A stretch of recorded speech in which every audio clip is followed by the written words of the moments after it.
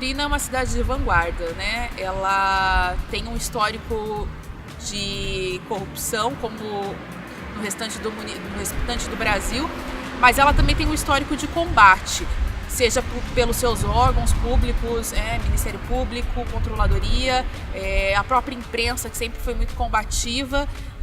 Então eu acho que Londrina já tem esse histórico e não é de se admirar que seja uma das primeiras cidades do Brasil que tem um Conselho Municipal de Transparência e Controle Social. Bom, o Conselho Municipal de Transparência e Controle Social de Londrina, ele veio exatamente por uma soma de fatores que ocorreram. Um deles foi exatamente um plano de transparência que o Observatório de Gestão Pública de Londrina apresentou para os candidatos à Prefeitura de Londrina em 2012, nas eleições, somado ao aclame popular devido aos acontecimentos políticos da época.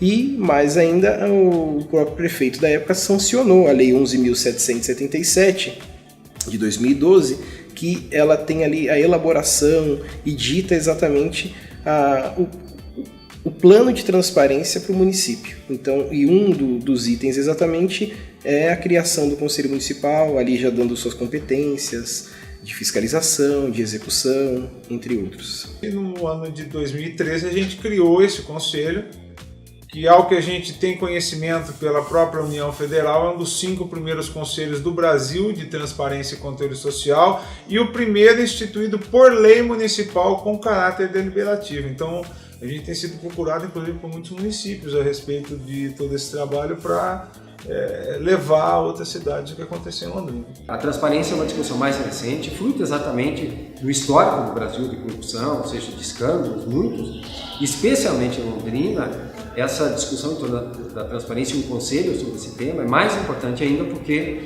desde 2000 para cá nós caçamos 2 prefeitos, tivemos muitos escândalos, tivemos uma crise grave numa legislatura específica, com um número grande de vereadores envolvidos em escândalo.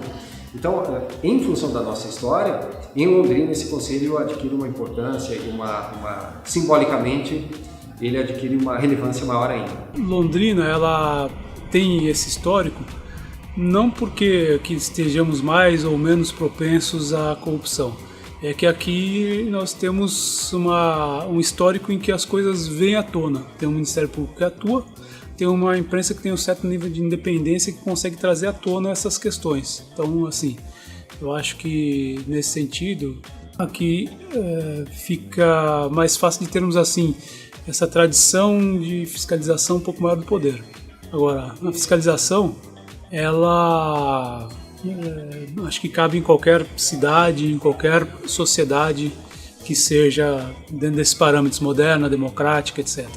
Ser transparente, para mim, é propiciar acesso àquilo que de direito pertence às pessoas que não fazem parte da administração, que é a coisa pública, o uso dos recursos, as prioridades, o planejamento e os atos de governo. Eu acho que isso é ser transparente e que, como resultado, gera proteção à sociedade no sentido de evitar a corrupção, o uso inadequado de recursos e o desvio de finalidade, né, da função de gestor. Na prática, o Conselho de Transparência ele trabalha sobre 2 frentes, recebendo demanda do próprio Poder Público Municipal e demanda da sociedade. Nas reuniões mensais, que são realizadas sempre na primeira segunda-feira de cada mês, é feito uma pauta para a colocação dessas demandas e decisão do plenário para que realmente a gente possa fazer com que haja a aplicação da lei no âmbito do poder público na cidade de Londrina. Quem compõe o Conselho de Transparência é sociedade, governo e representantes de outros conselhos de políticas públicas, sendo 6 representantes de governo, 6 representantes de conselhos de políticas públicas, e isso dá 12, sobram 8 vagas, então 8 vagas para a sociedade civil, compondo as 20 vagas que compõem o conselho. Os conselhos, né, na verdade, eles foram criados justamente para que a sociedade civil ela também estivesse participando, né, de uma forma mais mais diretamente ou indiretamente, né, das questões que perpassam aquelas áreas, né. Então, se você está discutindo, né, a questão da gestão pública, por exemplo, né, por que não ter um conselho que esteja ali tanto fiscalizando, né, então, uma das funções do conselho é ser fiscalizador. Além de ser fiscalizador, dele estar cobrando, né, as questões da sociedade, das políticas públicas, né.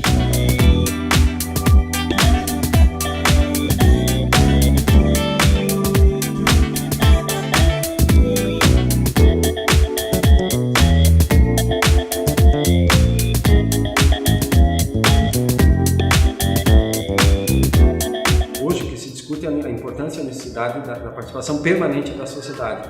E aí os conselhos representam um espaço, ou seja, um canal, dentre outros, de participação da sociedade, inclusive com poder consultivo ou deliberativo, como é o caso, para discutir temas muito importantes, como educação, saúde, transparência e tantos outros temas relevantes de uma democracia. A gente tem convidado gestores públicos, secretários municipais, gestores, assessores e pessoas que coordenam áreas importantes no que toca a compras públicas, a gastos, a transparência, para ir até o conselho, fazem exposição do que é que eles estão trabalhando, quais são as perspectivas. Então a gente está conhecendo cada vez mais o que é feito para que a gente possa também sugerir medidas que vão no sentido da transparência, da promoção da eficiência e o melhor serviço público para o cidadão. Agir como conselheiro é você levar itens de pauta, você propor determinadas pautas com antecipação, você filtrar determinadas condições, você propor soluções, você instigar os poderes. Assim, o conselho ele não tem o papel, ele não tem poder de polícia, ele não tem poder de autuar alguém assim, né? Como para exigir que cumpre-se a lei ou a transparência, mas a gente é fiscalizador, né? Então o conselho ele participa de todas as políticas da cidade de Londrina na parte de fiscalização, cobrando mesmo a transparência, né?